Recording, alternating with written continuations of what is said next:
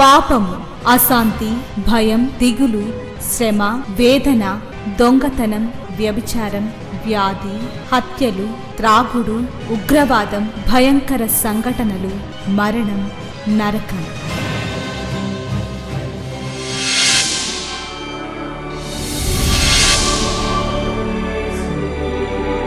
సిలువలోనే పాప క్షమాపణ, పరిశుద్ధ జీవితం, ప్రేమ, వాక్య ధ్యానము, నెమ్మది, సహవాసం, నిత్య జీవం. శాంతి సోపానాలు, ఇవి శాంతి ప్రదాత బోధలు. చీకటిలో ఉన్న ప్రజలకు గొప్ప వెలుగు కలుగుటకు, చీకటిలో ఉన్న ప్రజలకు గొప్ప వెలుగు కలుగుటకు, చీకటి నుండి వెలుగునకు నడిపించే సోపానాలు. శాంతి సోపానాలు కార్యక్రమానికి మిమ్మల్ని ప్రేమతో ఆహ్వానిస్తూ ఉన్నాను. ఈ కార్యక్రమాలు మీ వ్యక్తిగతమైన ఆత్మీయమైన జీవితాన్ని దేవుల్లో బలంగా నాటాలని, ఏ పరిస్థితి అయినా సరే ఎదుర్కోగలిగిన శక్తి సామర్థ్యాలు, మంచి కావచ్చు, బాధాకరమైనవి కావచ్చు, ఆకస్మికంగా సంభవించే ఏ పరిస్థితి అయినా కావచ్చు, ప్రతి పరిస్థితిని ఎదుర్కొనే శక్తివంతులుగా ఉండాలని, ఆనందంలోనూ బాధలోనూ దేవుణ్ణి విడిచిపెట్టకుండా వెంబడించే ఒక స్థిరమైన పునాది మనం వేసుకోవాలనేది నా తాత్పర్యమై ఉంది. గత వారం మనం అంతరంగంలో శక్తి కలిగి ఉండడం, దానికి నిదర్శనంగా ప్రభువారు చెప్పిన మాటల్లో 2 పునాదుల గురించి ఈరోజు మనం నేర్చుకుందాం. ఒక బలమైన వ్యక్తి లేక స్థిరమైన పునాది వేసుకున్న వ్యక్తి, ఇంకా చెప్పాలి అంటే అంతరంగంలో శక్తి కలిగిన వ్యక్తి ఎలా ఉంటారు, అంతరంగంలో శక్తి లేని వాళ్ళు ఎలా ఉంటారు అనేది మనం ఈరోజు మనల్ని మనం పరీక్ష చేసుకుందాం. మత్తయి సువార్త 5, 6, 7 అధ్యాయాలు చెప్పాక ప్రభువారు ఈ మాటలు చెప్పి ముగించారు. మత్తయి సువార్త 7వ అధ్యాయం 24వ వచనాన్ని చదువుతున్నాను. కాబట్టి ఈ నా మాటలు విని వాటి చొప్పున చేయు ప్రతివాడును బండ మీద తన ఇల్లు కట్టుకొనిన బుద్ధిమంతుని పోలిండును. వాన కురిసెను, వరదలు వచ్చెను, గాలి విసిరి ఆ ఇంటి మీద కొట్టెను, కానీ దాని పునాది బండ మీద వేయబడెను గనుక అది పడలేదు. మరియు ఈ నా మాటలు విని, గమనించండి, ఒక విశ్వాస జీవితం ఎలా ఉంటుంది అంటే దేవుడు చెప్పిన ప్రతి మాట మీద మన యొక్క గృహాన్ని లేక ఆత్మీయమైన జీవితాన్ని కట్టుకోవడం. ఈ నా మాటలు విని మన ప్రతి తలంపు, ఆలోచన దేవుడు చెప్పిన మాటల మీద కేంద్రీకరింపబడినదై ఉండాలి. మత్తయి సువార్త 5, 6, 7 అధ్యాయాలు కూడా ప్రతి ఒక్కరూ కంటత పెట్టుకోవాలి, వాటిని జీర్ణించుకోవాలి, ఆ ప్రకారం జీవించాలి. ఈ నా మాటలు విని, దేవుని యొక్క వాక్యం వినకుండా, దేవుని యొక్క వాక్యాన్ని హృదయంలోకి స్వీకరించకుండా, ఆ ప్రకారం చేయకుండా విశ్వాస జీవితమే లేదు. జీవితంలో ఎన్నో పరిస్థితులు మనకి ఎదురవుతూ ఉంటాయి. ఆ పరిస్థితులన్నీ జయించాలి అంటే దేవుని మీద, దేవుని యొక్క వాక్యం మీద ఆధారపడిన వాళ్ళమై ఉండాలి. వాక్య ప్రకారం చేసే వాళ్ళమై ఉండాలి. వాక్యానికి విధేయత చూపించిన వాళ్ళమై ఉండాలి. ఒక చిన్న మాట, ఈ పండు తినవద్దు అన్న ఒక చిన్న మాట మానవుడు ఉల్లంఘించబట్టి ఎన్ని లోకం మీదకి వచ్చాయో మనందరికీ తెలుసు.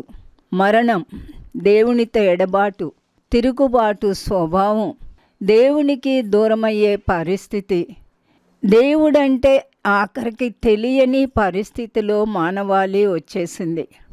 పిల్లలైనా అంతే, తల్లిదండ్రులైనా అంతే, స్కూల్స్ కాలేజెస్లోనైనా అంతే, ఒక ఉద్యోగం చేసేటప్పుడైనా అంతే. ఒక చిన్న ఆజ్ఞ, ఆ ఒక్క పని మనం చెయ్యకపోతే ఎంతో నష్టం కలిగిపోతూ ఉంటుంది. ఒకసారి ఆ కీమోథెరపీ ఇవ్వకముందు ఒక ఇంజెక్షన్ ఇవ్వాలి, వేరే సెలైన్ బాటిల్స్ ఎక్కిస్తారు. అవి ఏమీ ఇవ్వకుండా ఆ నర్సు డైరెక్ట్గా కీమో పెట్టేసింది.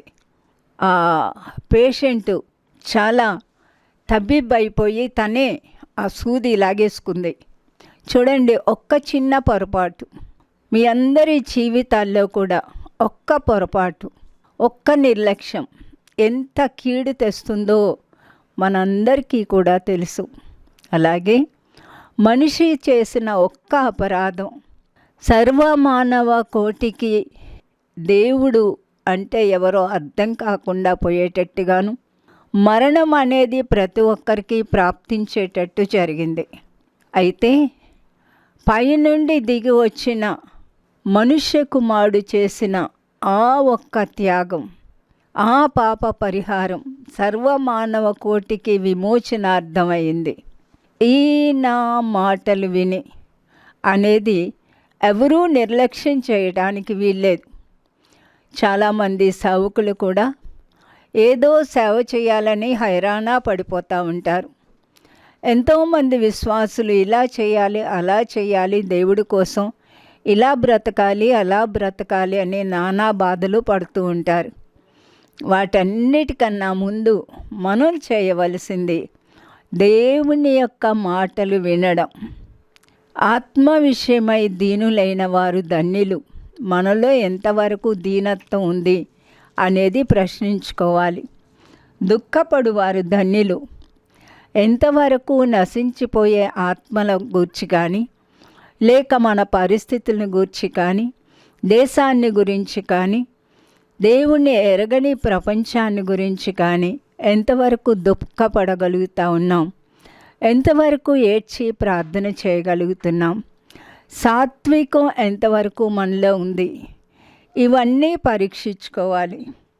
కనికరం ఉందా, హృదయ శుద్ధి ఉందా, సమాధానపరిచే పరిస్థితి ఉందా, నీతి నిమిత్తం హింసించబడుతున్నామా? ఈ గుణాలన్నీ కూడా ఈ నా మాటల ప్రకారం చేయడం. చాలామంది బైబిల్ చదువుతారు కానీ బైబిల్ పట్టించుకోరు. దేవుణ్ణి ఎరిగిన వాళ్ళ స్థితి ఎలా ఉంటుంది? దేవుని యొక్క వాక్యానికి విధేయులైన వాళ్ళు ఏ పరిస్థితి అయినా దేవుని యొక్క వాక్కు ద్వారా నిలబడతారు, దేవుని యొక్క శక్తి ద్వారా నిలబడతారు, పరిశుద్ధాత్మ ద్వారా నిలబడతారు, మారు మనసు కలిగిన జీవితాలతో నిలబడతారు. వాళ్ళు ఎలాంటి పరిస్థితి వచ్చినా భయపడరు. స్టెఫను రాళ్ళు పెట్టి కొట్టి చంపుతూ ఉన్న దేవుని యొక్క మాటలు జ్ఞాపకం చేసుకొని ప్రభువారు సిలువలో పలికినట్టే ఈ పాపం వారి మీద మోపవద్దు అన్నాడు. మనల్ని ఎవరన్నా ఏమన్నా అంటే ఎంత బాధపడి కోపపడిపోతున్నామేమో ఒక్కసారి మీరు ఆలోచించుకోండి. బండ మీద ఇల్లు కట్టుకోవడం అంటే దేవుని యొక్క ప్రతి మాట మీద కట్టుకోవడం. అంత మాత్రమే కాదు, మీరు లోకానికి ఉప్పై ఉన్నారు, మీరు లోకానికి వెలుగై ఉన్నారన్నారు. మనుష్యులు మీ సత్క్రియలను చూచి పరలోకమందున్న మీ తండ్రిని మహిమపరచునట్లు 16వ వచనం, వారి ఎదుట మీ సత్కార్యములు అనే వెలుగు ప్రకాశింపనీయుడే అన్నారు. ఇవన్నీ కూడా ఎలా జరుగుతాయి చెప్పండి? దేవుని యొక్క మాటకు మనం విధేయత చూపించినప్పుడు. ఒక స్టూడెంటు టీచర్కి విధేయుడైతే టీచర్ చెప్పినవన్నీ కూడా చేస్తాడు. మీరు కొంచెం జాగ్రత్తగా అర్థం చేసుకుంటేనే మన జీవితపు పునాది ఎక్కడ ఉంది, మన వ్రేళ్ళు దేని మీద ఉన్నాయి. ఇంకొక ఉదాహరణ కూడా మనం చూసుకుందాం. ఒక చెట్టు ఒక మంచి నేలలో ఉందనుకోండి, వేళ్ళు భూమిలోనికి దిగి చాలా చక్కగా ఎదిగి ఫలిస్తుంది. అదే చెట్టు ఒకవేళ రాళ్ళు రప్పలు ఉన్న స్థలంలో ఉందనుకోండి, ఆ చెట్టు ఎంత మంచి గింజ అయినా అది ఎదుగుతుంది, కానీ కింద ఉన్న రాళ్ళను బట్టి ఒక్కొక్కసారి మనం ఇంటి పనులు చేసినప్పుడు సిమెంట్ పడుతుంది. ఆ మధ్యలో ఉన్న చెట్టు ఎంత బలమైన విత్తనమైనా అది సరిగ్గా ఎదగలేదు. కొంత పైకి లేచాక అది ఇంకా పైకి ఎదగకుండా ఆగిపోతూ ఉంటుంది. అలాగే మన జీవితాల్లో దేవుని యొక్క వాక్యం సంపూర్తిగా మన జీవితాల్లో మనం నానుకొని ఆ జీవితం మీద ఆధారపడి సంపూర్తిగా మన జీవితాలు దేవునికి మనం అప్పగించుకున్నప్పుడు ఒక బలమైన జీవితాన్ని కట్టుకుంటాం, బలమైన పునాది వేసుకుంటాం. దేవుని యొక్క వాక్యానికి లోబడడం ఎంత ప్రాముఖ్యమో అది ప్రతి దేవుని యొక్క బిడ్డకు అర్థం అవ్వాలి. దాదాపుగా క్రైస్తవులు చాలామంది దేవుని యొక్క వాక్యం వింటారు, కానీ ఆ ప్రకారం జీవించడానికి కొందరే దానికి సంసిద్ధమవుతూ ఉంటారు. కష్టాలు, దుఃఖాలు, బాధలు, సమస్యలు వచ్చినప్పుడు దేవుని యొక్క వాక్యంలో తమ జీవితాన్ని కట్టుకున్న వాళ్ళు ఒక స్థిరమైన జీవితంతో నిలబడతారు. అనారోగ్యాలు వచ్చినా, ఏ పరిస్థితి వచ్చినా వారు ఏమీ కూడా తొందరపడరు. మత్తయి సువార్త 5వ అధ్యాయంలో 17 నుండి 20 వరకు కూడా ధర్మశాస్త్రంలో ఏం వ్రాయబడి ఉందో అందులో ఏ ఒక్క సెంటెన్స్ కూడా తప్పిపోదు అని ప్రభువారు చెప్పారు. ప్రతి మాట కూడా ప్రతి ఒక్కరూ అనుసరించాలి అని చెప్పారు. మన యొక్క నీతి 20వ వచనం, శాస్త్రుల నీతి కంటేను పరిసయ్యుల నీతి కంటేను అధికం కాకపోతే పరలోక రాజ్యంలో ప్రవేశింపరు అని చెప్పారు. చాలా సంవత్సరాల క్రితం, అంటే దేవునిలోకి వచ్చిన మొదట్లో ఈ మాట నాకు అసలు మింగుడు పడలేదు. ఈ మాట నాకు అసలు అర్థం కాలేదు. ఈ శాస్త్రులు ఎవరు, పరిసయ్యులు ఎవరు? నా నీతి, నేను ఈ మాట చదివాక దీన్ని వివరిస్తాను. మత్తయి సువార్త 5వ అధ్యాయం 20వ వచనం, శాస్త్రుల నీతి కంటేను పరిసయ్యుల నీతి కంటేను మీ నీతి అధికము కాని ఎడల మీరు పరలోక రాజ్యంలో ప్రవేశింపరని మీతో చెప్పుచున్నాను. ఆ దినాల్లో ప్రభువారు ఈ మాట యూదులకి చెప్పారనుకోండి, అప్పుడు యూదులకు చాలా బాగా అర్థమైపోయి ఉంటుంది. మనం శాస్త్రుల్లాగా పరిసయ్యుల్లాగా వేషధారంగా ఉండకూడదు. దేవుడు చెప్పిన, ధర్మశాస్త్రంలో చెప్పిన ప్రతి మాట మనం చెయ్యాలి అనేది వాళ్ళకు అర్థమై ఉంటుంది. కానీ మనకి ఇది ఎలా వర్తిస్తుంది? నేను చదివినప్పుడు అనుకున్నాను, ప్రభువా, ఈ శాస్త్రి ఎవడు, ఈ పరిసయ్యులు ఎవరు? నాకు తెలియదు. నా నీతి వాళ్ళ నీతిని ఎలా అధికం చేస్తుంది? ఇదేంటి? ఇలాగే అనుకున్నాను. బాగా ప్రార్థన చేసుకో, ఉపవాసాలు చేసుకో, నేను చెప్పినట్టు విను, పరలోక రాజ్యం వస్తావు నువ్వు అని చెప్పాలి. కానీ నా నీతి వాళ్ళ నీతి కంటే అధికం ఎలా అవుతుంది? ఇది నాకు అర్థం చేసుకోవడం కష్టంగా ఉంది అని ప్రార్థించినప్పుడు క్రమంగా నాకు అర్థమైంది ఏంటి అంటే, వాళ్ళ నీతి దశంభాగాలు తీసి వాళ్ళు చాలా అతిశయించేవాళ్ళు. వాళ్ళ జీవితాన్ని గురించి పట్టించుకునేవాళ్ళు కాదు. వాళ్ళ యొక్క అనేక ఆచారాలు దేవునికి దూరంగా ఉన్నాయి, ధర్మశాస్త్రానికి విరోధంగా ఉన్నాయి అని వాళ్ళు పట్టించుకునేవాళ్ళు కాదు. తమ వల్ల ఇతరులను ప్రేమించడానికి ఎప్పుడూ ప్రయత్నించలేదు. ఈ శాస్త్రులు, పరిసయ్యులు మరీ నిష్టగా ఉండేవాళ్ళు. వాళ్ళకి అన్యులంటే ఇష్టం ఉండదు. అన్యుల్ని కుక్కలని పిలిచేవాళ్ళు. చాలా మతనిష్టతో ఉండేవాళ్ళు. తమ ముందు ఎవరైనా పాపులు నడిచారేమో, స్త్రీ నడిచిందేమోనంట,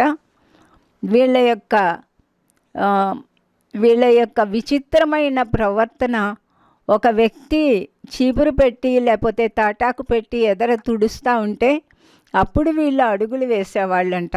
ఈ నీతి వాళ్ళ స్వనీతి, వాళ్ళ ఇష్టం వచ్చినట్టు వాళ్ళు పెట్టుకున్న నీతి.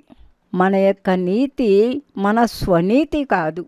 మన యొక్క నీతి పాప క్షమాపణ బట్టి వచ్చిన నీతి.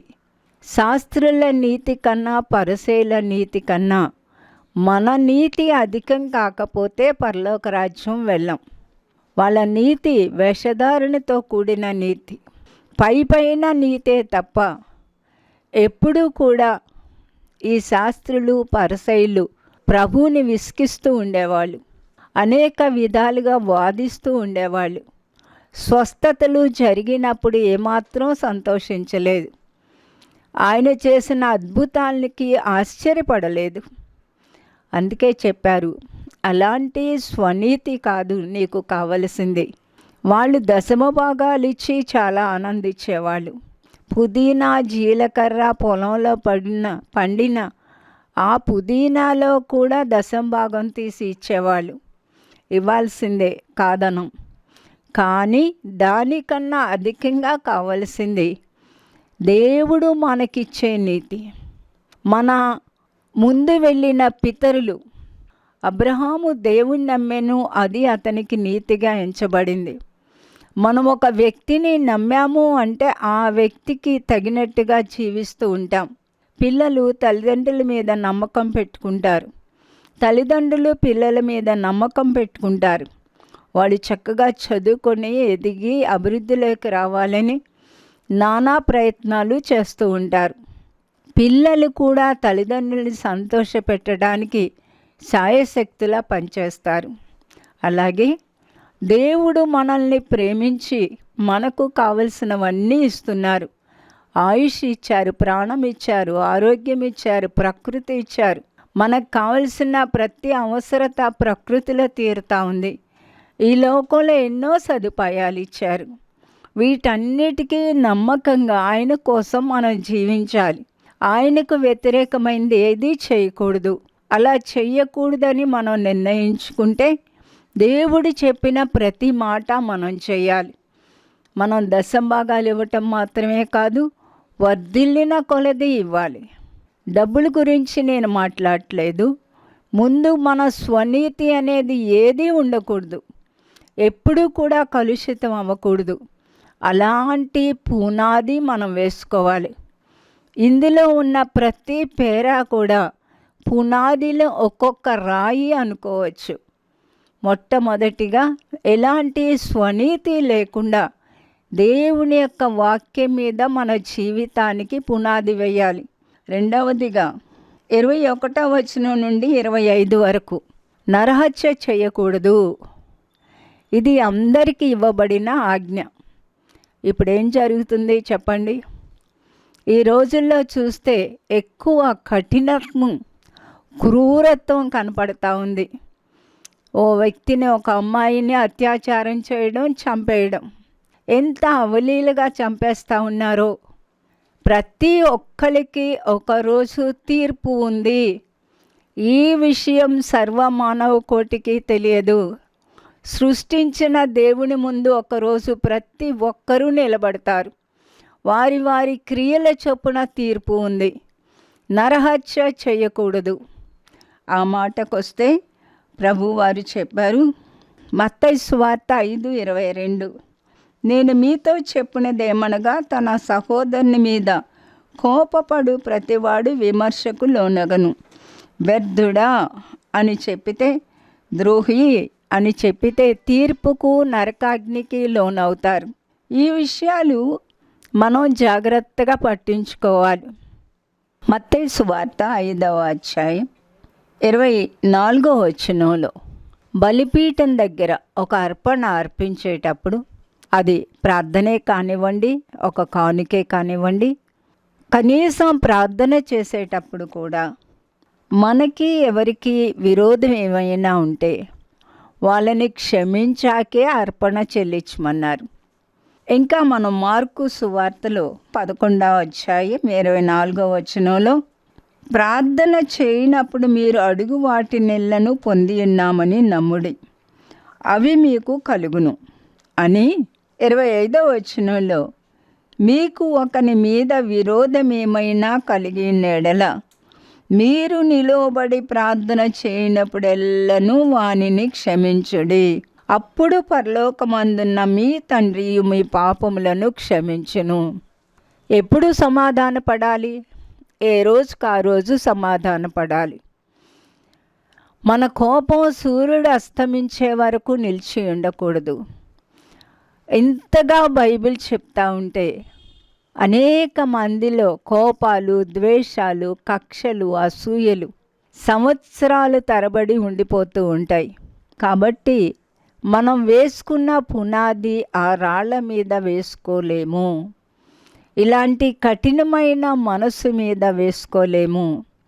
లోతుగా తవ్వి జీవితమంతా తవ్వేసుకుంటూ ఉండాలి. మనల్ని మనం పరీక్షించుకుంటూ ఉండాలి. కేవలం దేవుని వాక్యం మీద మాత్రమే మన పునాది వేసుకోవాలి. అప్పుడు మనం క్రీస్తు యేసు అనే బండ మీద పునాది వేసిన వాళ్ళం అవుతాం. మూడో విషయం, ఎలాంటి వ్యభిచారం ఉండకూడదు. వ్యభిచారం పాపం. ఈ రోజుల్లో అక్రమ సంబంధాలు చాలా ఎక్కువైపోతూ ఉన్నాయి. భార్యని పిల్లల్ని వదిలేసి ఎంతోమంది వెళ్ళిపోతూ ఉన్నారు. కేవలం పురుషులు మాత్రమే కాదు, స్త్రీలు కూడా చాలా అక్రమ సంబంధాల్లో జీవిస్తూ ఉంటారు. ఈ దారుణమైన పరిస్థితి మనం దేవునిలో పరిశుద్ధమైన జీవితాన్ని జీవించలేం. ఇలాంటి జీవితానికి స్వస్తి పలకాలి.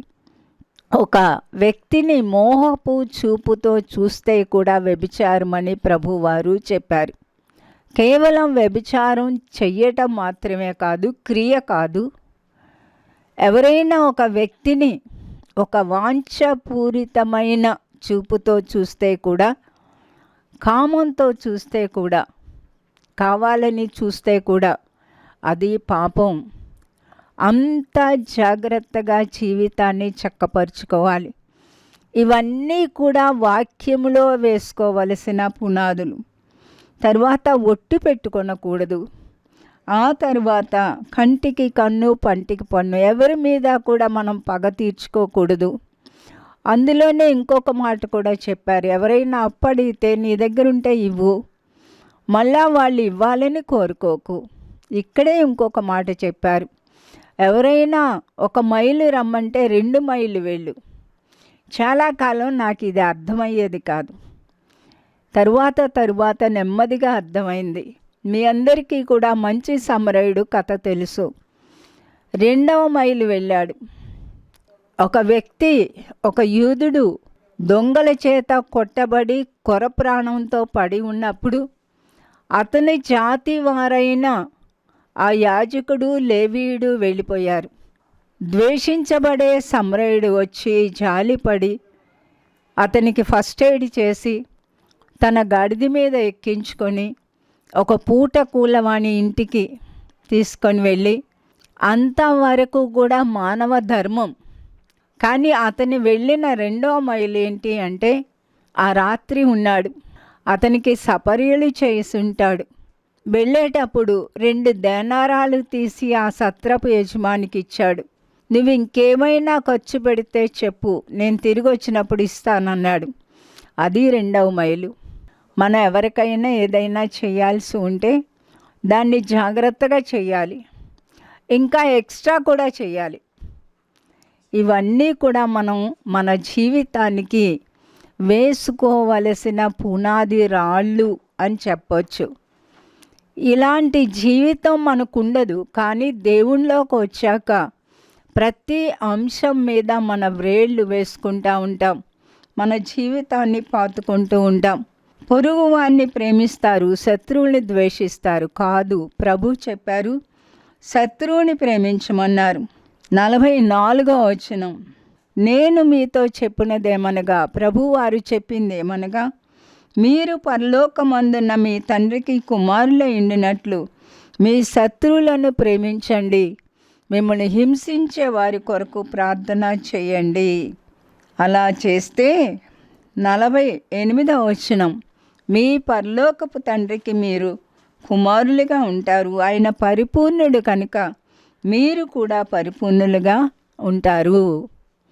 ఇవన్నీ కూడా ఆ తర్వాత 6వ అధ్యాయంలో ప్రార్థనా జీవితం, 7వ అధ్యాయంలో తీర్పు తీర్చకుండా బ్రతకడం, ఇన్ని అంశాలు కూడా మనం జాగ్రత్తగా కనిపెట్టుకుంటూ మనం ఇరుకు ద్వారంలో ప్రవేశిస్తూ ఆయన చిత్తాన్ని జరిగించేవారిగా ఉండాలి. వీటన్నిటి మీద మన హృదయాన్ని వీటి మీద బలంగా అల్లుకునేటట్టుగా చేసుకోవాలి. ఆ రీతిగా చేసుకోవటానికి దేవుడు సహాయం చేయనుగాక. ప్రార్థన చేసుకున్నాం. ప్రేమ కలిగిన మా ప్రియమైన పరలోకపు తండ్రి, మీకు వందనాలు ప్రభా, స్తోత్రాలు. మా జీవితపు పునాది వేటి మీద వేసుకోవాలో అలా వేసుకోవటానికి ఒక స్థిరమైన, బలమైన, శక్తివంతమైన, మీకు ఇష్టమైన భక్తి చేయటానికి సహాయం చేయండి. మేము చేసే భక్తి మమ్ములను ఏ పరిస్థితిలో అయినా నిలబెట్టడానికి కనికరించండి. మీకే వందనాలు. వింటూ ఉన్న ప్రతి ఒక్కరూ కూడా బలమైన భక్తులుగా తయారు చేసుకోమని యేసు నామమున వేడుకుంటున్నాను తండ్రి. ఆమేన్. ఒక బలమైన, స్థిరమైన, మనకు ప్రయోజనకరమైన పునాది వేసుకోవడానికి, దేవునికి ఇంపైన భక్తి చేయటానికి దేవుడు సహాయం చేయనుగాక. శ్రీమతి జాయ్ శామ్ బెన్నీ గారి కలం నుండి స్త్రీల శీర్షికలో రచింపబడిన 10వ పుస్తకము విధి వంచిత వనితలు. కేవలము స్త్రీల కొరకు మాత్రమే కాదు, ప్రతి ఒక్కరూ ఆత్మీయ మేలుకై చదవగలిగిన పుస్తకాలివి. మా address Shrimati Joy Sam Benny, Emmanuel church 1-146 S Achyutapuram, Kakinada 4. మా ఫోన్ నంబర్స్ 944-010-9893 మరియు 0884-237-6793. మరలా ఇదే సమయానికి ఇదే ఛానల్లో మనం కలుసుకుందాం. Thank you.